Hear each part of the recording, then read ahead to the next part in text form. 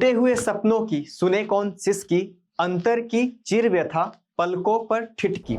हार नहीं मानूंगा, रार नहीं ठानूंगा, काल के कपाल पे लिखता हूँ मिटाता हूँ, गीत नया गाता हूँ, गीत नया गाता हूँ। जी हाँ, ये शब्द थे भारत के पूर्व प्रधानमंत्री और अभूतपूर्व प्रधानमंत्री अटल बिहारी वाजपेयी के। अटल बिहारी वाजपेयी ना किसी पे कच्चे राजनीतिज्ञ थे, बल्कि एक कुशल वक्ता, एक लोकप्रिय कवि और इसी के साथ साथ एक बहुत अच्छे इंसान भी थे। तो जी हाँ, आज हम बात करेंगे अटल बिहारी वाजपेयी के जीवन परिचय की। मेरा नाम है इंद्रमणि सिंह और आप सभी का स्वागत है विक्रमाज एडुटेक पे। तो अटल जी के बारे में बात करने से पहले मैं आपको सबसे पहले ये बताना चाहूंगा कि अभी कुछ दिन पहले ही उनके जीवन पे आधारित एक फिल्म बनी है जिसका नाम है मैं अटल हूँ, जिसमें अटल जी के किरदार को निभाया है बॉलीवुड के एक सर्वश्रेष्ठ अभिनेताओं में से एक पंकज त्रिपाठी ने। तो इसी बहाने और पिछले दिनों 25 दिसंबर को अटल जी का जन्मदिन भी गुजरा था। तो इन दोनों बहाने के साथ ही साथ मैं अटल जी के जीवन के बारे में आप सभी को परिचित करने आया हूं। तो चलिए स्टार्ट करते हैं। देखिए, अटल जी ने लोकसभा में 9 बार लोकसभा अपने लोकसभा क्षेत्र को अलग अलग, मतलब मैं आपको बोलूं कि 6 राज्यों के अलग अलग लोकसभा क्षेत्रों से खुद को वहां पे अपने आप को वहां पे उनको रिप्रेजेंट किया है। चाहे वो बलरामपुर के सीट हो, पहली बार वो बलरामपुर के सीट से ही चुनकर गए थे। लखनऊ हो, जिसको कि वो सरकास्टिकली लखनऊ को लखनऊ बोलते थे, क्योंकि वो बोलते थे कि ये मेरे लिए काफी ज्यादा लकी रहा है, क्योंकि जैसे उन्होंने लखनऊ का रिप्रेजेंटेशन या लखनऊ को उन्होंने प्रतिनिधित्व करना स्टार्ट किया, उसी के साथ ही उनका राजनीतिक जो उनका जीवन था वो काफी ही शिखर और ऊंचाइयों पर पहुंच गया। हालांकि अटल जी किसी पद के मोहताज नहीं थे। अटल जी का नाम और अटल जी का व्यक्तित्व किसी पद से नहीं जाना जाता है, बल्कि उन्होंने जिस पद को संभाला, जिस पद पे आसीन हुए, उन्होंने उस पद की प्रतिष्ठा बढ़ाई, उस पद की शोभा बढ़ाई। चाहे वो विपक्ष के नेता हो, चाहे वो भारत के फॉरेन अफेयर्स मिनिस्टर का पद उन्होंने संभाला हो, चाहे वो प्रधानमंत्री पद ही को क्यों ही ना संभाला हो। उसके बाद वो राज्यसभा में 2 बार गए, क्योंकि 2 अलग अलग चुनाव में वो हार चुके थे। एक बार इमरजेंसी की लहर में उनको हार का सामना करना पड़ा था, सॉरी माफ कीजिएगा, इमरजेंसी की लहर में नहीं, इंदिरा गांधी के असैसिनेशन के बाद उनको हारना पड़ा था लोकसभा का चुनाव। अचानक से माधवराव सिंधिया ग्वालियर से उन्होंने पर्चा भर दिया, जिसकी वजह से उनको हार का सामना करना पड़ा, तो फिर उनको राज्यसभा जाना पड़ा था। हालांकि उन्होंने उस चुनाव को लोकसभा नहीं बल्कि शोक सभा का चुनाव कहा था, क्योंकि सिंपैथी के लहर में सवार कांग्रेस पार्टी ने लगभग 402 लोकसभा क्षेत्रों पे अपनी विजय हासिल की थी। उसके बाद उनके बारे में अगर मैं आपसे बताऊं तो पहले ऐसे नॉन कांग्रेसी प्रधानमंत्री बने जिन्होंने अपना कार्यकाल पूरा किया। हालांकि इससे पहले भी नॉन कांग्रेसी प्रधानमंत्री बन चुके थे, जैसे कि मोरारजी देसाई, चौधरी चरण सिंह, अगर मैं आगे बात करूं तो विश्वनाथ प्रताप सिंह, उसके बाद चंद्रशेखर। लेकिन इन सभी ने अपना कार्यकाल पूरा नहीं किया, मतलब 5 वर्ष का जो टेन्योर था वो पूरा इन्होंने नहीं किया था। अगर मैं इनके जन्म की बात करूं तो इनका जन्म 25 दिसंबर 1924 को होता है और इनका अपनी बीए की पढ़ाई इन्होंने विक्टोरिया कॉलेज से कंप्लीट की, ग्वालियर की। अभी उसको रानी लक्ष्मीबाई कॉलेज के नाम से जाना जाता है। कमाल की बात यह है कि जब इन्होंने एलएलबी में दाखिला लिया तो उस वक्त एलएलबी में जिस वक्त ये दाखिला लेते हैं उसी वक्त इनके पिताजी ने भी इन्हीं के साथ एलएलबी में मतलब कि जो लॉ की डिग्री थी, लॉ की जो पढ़ाई थी, साथ में इनके पिताजी ने भी खुद से, मतलब ये दोनों पिता पुत्र एक साथ एक ही कॉलेज में एक ही कोर्स को परस्यू कर रहे थे। हालांकि बीच में उन्होंने अपनी लॉ की पढ़ाई छोड़ दी और उन्होंने जर्नलिज्म को ज्वाइन कर लिया। जर्नलिस्ट के तौर पे उनका जो पहला जो कैरियर स्टार्ट होता है पंचजन्य, जो कि आपको पता है कि वो आरएसएस का मुख्य पत्र है। तो पंचजन्य में एडिटर का रोल उन्होंने क्या किया, एडिटर के रोल के साथ उन्होंने अपनी कैरियर की शुरुआत की। भारतीय जनसंघ में 1951 में वो शामिल हो जाते हैं। हालांकि देश का पहला जो आम चुनाव होता है उसमें उनको पार्टिसिपेट करने का मौका नहीं मिलता है। और अगर मैं उससे पहले की बात करूं, आजादी से पहले की बात करूं, तो आर्य कुमार सभा आर्य समाज का एक राजनीतिक विंग था, जहां से उन्होंने अपनी राजनीतिक कैरियर की शुरुआत की। 1939 में वो आरएसएस से जुड़ जाते हैं और 1947 में जिस वर्ष देश आजाद हो रहा होता है उस वर्ष वो प्रचारक बन जाते हैं आरएसएस का। जैसा कि आपको पता है कि हमारे जो मौजूदा प्रधानमंत्री हैं नरेंद्र मोदी जी, ये भी एक समय पे आरएसएस के प्रचारक के तौर पे उन्होंने भी काम किया है। उसके बाद पहला इलेक्शन लड़ते हैं 1957 में, जो कि दूसरा आम इलेक्शन था देश का, जो कि इनका पहला इलेक्शन था। कमाल की बात यह है कि इस इलेक्शन को उन्होंने 3 अलग अलग लोकसभा क्षेत्रों से लड़ा था। और एक और कमाल की बात है इसमें कि तीनों के तीनों लोकसभा क्षेत्र उत्तर प्रदेश में ही स्थित हैं। जैसे कि बलरामपुर से उन्होंने लड़ा, मथुरा और लखनऊ से लड़ते हैं वो। बलरामपुर से वो जीत जाते हैं, बल्कि मथुरा और लखनऊ से हार जाते हैं, और मथुरा से तो उनकी जमानत ही जब्त हो जाती है। इसके बाद 1977 में जनता पार्टी का निर्माण होता है। जब जनता पार्टी का निर्माण होता है तो जनसंघ और अलग अलग जितने भी राजनीतिक दल थे, क्योंकि सबको क्या करना था, इंदिरा गांधी का जो तानाशाही रवैया था उसके अगेंस्ट सबको लड़ाई लड़नी थी। वैसी परिस्थिति में क्या होता है कि 1977 में खुद की पार्टी को, जो कि भारतीय जनसंघ था, जिसको कि श्यामा प्रसाद मुखर्जी ने, बलराज मधोक ने मिलकर इसको बनाया था। पंडित दीनदयाल उपाध्याय ये सभी संस्थापक सदस्यों में से एक थे। उसका क्या कर देते हैं, उसका विघटन कर देते हैं जनता पार्टी में। हालांकि माफी चाहूंगा मैं, हालांकि जनता पार्टी लंबे समय तक नहीं चल पाता है, क्योंकि उसमें भी 10 तरह के अंतर विरोधों का सामना करना पड़ता है। और वहां एक और समस्या उत्पन्न हो जाती है, जो कि जनसंघ के जितने भी सदस्य थे, जैसे कि मैंने आपको बताया कि जनसंघ और राष्ट्रीय स्वयंसेवक संघ, लगभग जो व्यक्ति जनसंघ का सदस्य था वो व्यक्ति आरएसएस का भी सदस्य था। अगर आप देखेंगे तो जो व्यक्ति बीजेपी का सदस्य है वो आरएसएस का सदस्य नहीं है। दोहरी सदस्यता नहीं होती, मतलब कि एक व्यक्ति को आरएसएस की सदस्यता छोड़नी होती है बीजेपी में जाने के लिए, भारतीय जनता पार्टी को ज्वाइन करने के लिए। लेकिन उस वक्त पे क्या था कि जो व्यक्ति जनसंघ का सदस्य था वह व्यक्ति आरएसएस, राष्ट्रीय स्वयंसेवक संघ का भी सदस्य था। ऐसी परिस्थिति में कुछ लोगों ने आवाज उठाई कि भाई आप दोहरी सदस्यता लेकर क्यों चल रहे हो, किसी एक पार्टी का सदस्य बनो, या तो आप जनता पार्टी जो कि अभी नई बनी थी आप उसके सदस्य रहो, या फिर आप अलग से आरएसएस का ही सदस्य रहिए।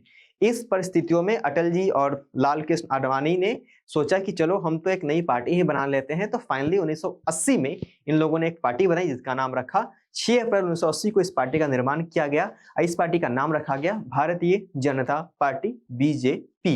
इसके पहले राष्ट्रीय अध्यक्ष बने अटल बिहारी वाजपेयी। अटल जी 1986 तक इसके राष्ट्रीय अध्यक्ष बने रहते हैं। इससे पहले अगर मैं आपसे बात करूं तो जो जनता पार्टी का निर्माण हुआ था, उस जनता पार्टी में जैसे कि मैंने आपको बताया कि मोरारजी देसाई इसके प्रधानमंत्री बने। उसके बाद बहुत से ऐसे लोग थे जो कि मोरारजी देसाई के व्यवहार से खुश नहीं थे। उन्होंने बहुत दुखी कर रखा था कुछ जो पुराने नेता थे, वरिष्ठ नेताओं को। ऐसी परिस्थिति में होता क्या है कि चौधरी चरण सिंह, एक तरफ उनको कांग्रेस के तरफ से हवा दिया जा रहा था कि आप प्रधानमंत्री बन सकते हैं। लोगों ने उनको प्रलोभन देकर क्या कराया कि उन्होंने जनता पार्टी की सरकार जो कि मोरारजी देसाई के नेतृत्व में चल रही थी उसको गिराकर खुद प्रधानमंत्री बन जाते। और हालांकि 1979 में 1979 में वो भी चौधरी चरण सिंह को भी इस्तीफा देकर वापस आना पड़ता है, और फाइनली वो खत्म हो जाता है और देश 1979 में फिर से मध्य अवधि चुनाव में जाता है। और इंदिरा गांधी 1980 में बहुत ही भरपूर बहुमत के साथ वापसी करती है और प्रधानमंत्री बनती है।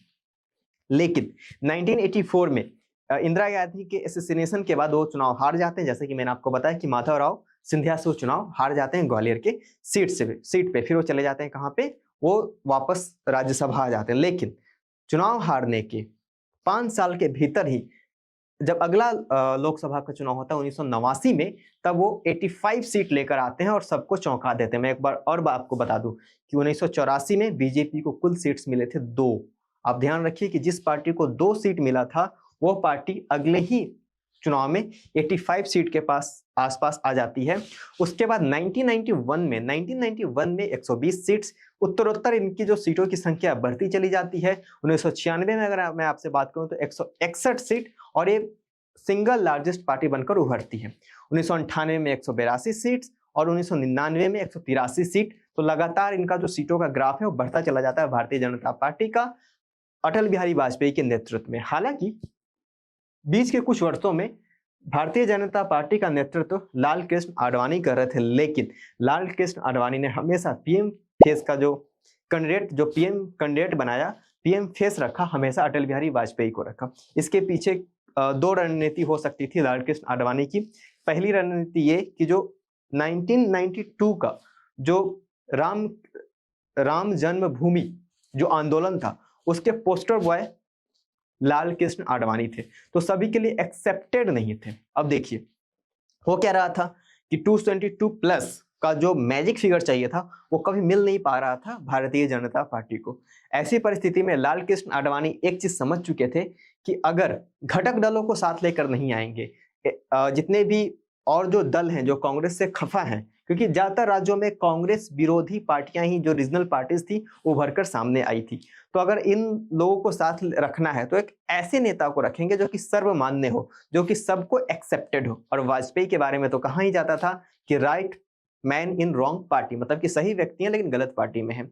तो उनके विरोधी, उनके अपने और मतलब पार्टी के अंदर पार्टी के बाहर सभी लोग उनका रिस्पेक्ट करते थे। एक और बात मैं आपको बता दूं, जब 1977 में 1977 में जब मोरारजी देसाई के नेतृत्व में सरकार बनी, तो उस वक्त अटल जी को जो पोर्टफोलियो दिया गया था वो विदेश मंत्रालय का दिया गया था। हालांकि उनको रक्षा मंत्रालय का भी पोर्टफोलियो के लिए तैयार हो गए थे मोरारजी देसाई, लेकिन उन्होंने विदेश मंत्रालय ही चुना और यूएन में जाके उन्होंने अगले ही वर्ष 1978 में 1978 में यूनाइटेड नेशन में जाकर उन्होंने हिंदी में स्पीच दी, जो कि हिंदी का मान बढ़ाया और दुनिया के सामने एक भारत का एक चेहरा रखा कि हम अपने राष्ट्रभाषा कहना तो ठीक नहीं होगा, राजकीय भाषा का भी उतना ही सम्मान करते।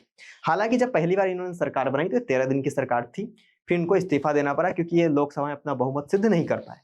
उसके बाद इन्होंने 13 महीने की सरकार चलाई और फाइनली 1999 में फिर से देश मध्य अवधि चुनाव की तरफ गया और वहां से वो जीत कर आते हैं और फिर 183 सांसदों के साथ गठबंधन घटक दलों के समर्थन से फिर ये सरकार बनाते हैं और ये अगले 5 वर्षों तक अपना कार्यकाल सफलतापूर्वक पूरा करते हैं।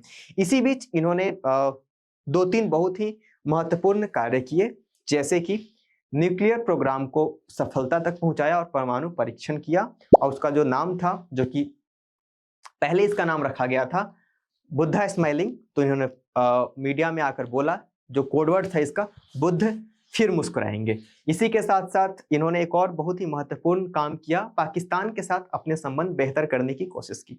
इनका यह मानना था कि हम दोस्त बदल सकते हैं लेकिन पड़ोसी नहीं, और इन्होंने चीन और पाकिस्तान दोनों के साथ संबंध बेहतर करने की कोशिश की, लेकिन इनका जो